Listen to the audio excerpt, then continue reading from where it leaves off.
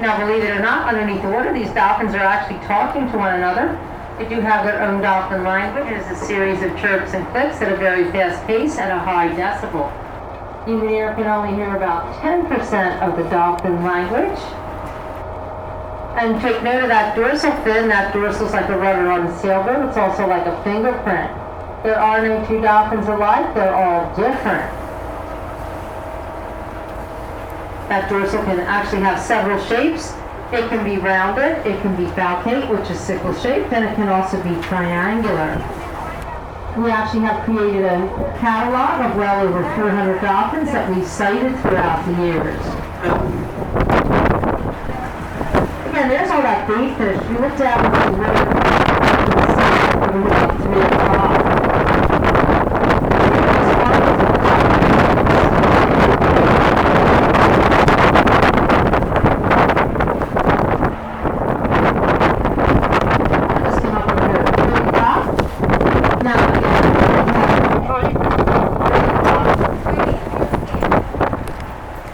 Now, each and every one of our catalog dolphins are numbered, now not physically, but in the catalog itself.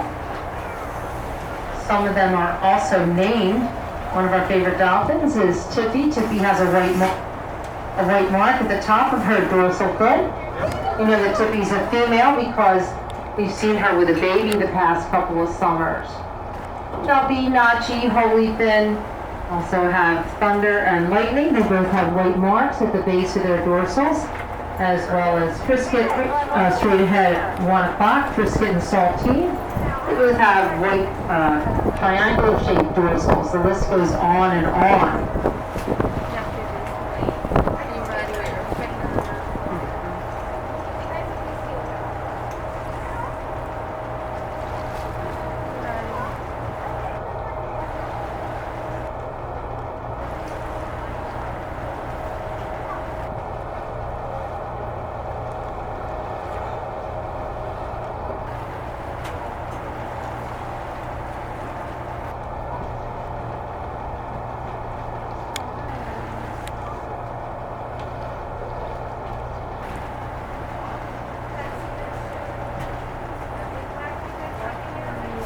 Now we are in contact with Duke University. We're sharing information about the dolphins that we cite here along the coast of Cape May Point, Wildwood, and even Delaware.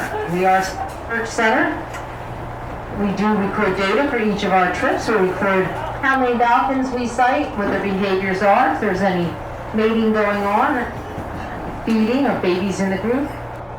Also record the weather conditions, water temperature, air temperature, wind velocity, and so on. And Captain Matt mentioned earlier that we do participate with a very special group known as Whale Sense. Whale Sense is based out of Plymouth, Massachusetts, and they promote responsible whale and dolphin watching. And right straight ahead at 12 o'clock almost. That's exactly what we do out here on our vessel. We do train all of our naturalists, captains, and interns on the proper etiquette for viewing whales and dolphins.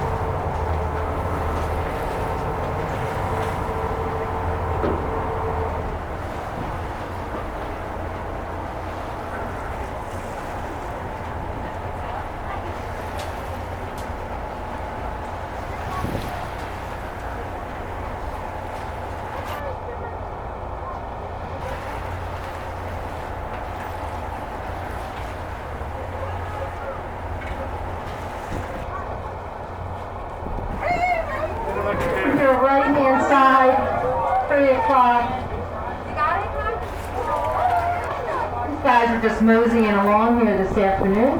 They can travel at speeds of anywhere from 2 to 25 miles an hour, up to 50 miles a day. They're constantly on the move, constantly on the go, never stopping. As I mentioned before, they do come here to feed. There's a lot of that bait fish in the area. They like to feed on fresh fish. Actually, what the dolphins will do is they'll find a school of fish, they'll slap their tails on the top of the water, then when they go underneath, they'll slap their tails on the top of the water, and they'll scoot inside that big ball and snatch the fish up with their teeth. Now, they don't chew their food, they swallow it whole. They'll feed on about 20-30 pounds of fish a day. They're very hearty eaters. And again, as I mentioned before, they're constantly on the move, constantly on the go, never stopping. So they do need to keep themselves regenerated and energized.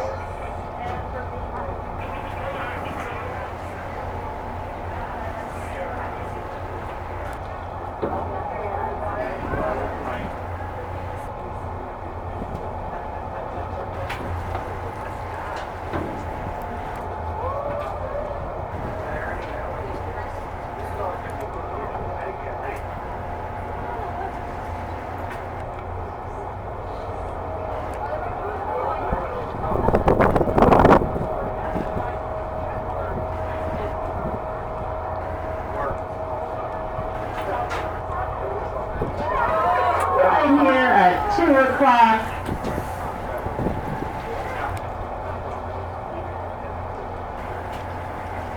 Dolphins also like to feed on butterfish, anchovies, crustaceans, and even a jellyfish or two. As I mentioned before, the dolphins know that we're here. They have that very special adaptation known as echolocation. On the top of their heads, which is referred to as a melon, there's an echo, a sound wave, that allows them to be able to tell the depth, width, and size of an object. This is very powerful and what they live by. They use it to navigate through murky waters, as well as to summon fish so that they can snatch them up in their teeth. If these dolphins wanted to, they could actually set their sights on you or I to tell what you eat for lunch. That's how powerful it is. It produces a photograph in their brain. Here about 3 o'clock, you can also tell if a woman is pregnant.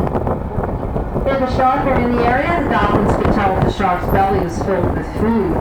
If the shark doesn't have any food inside its belly, then they can alert the other dolphins that there's a hungry shark in the area. Dolphins and sharks are not always friends to the sea. They don't hang out together.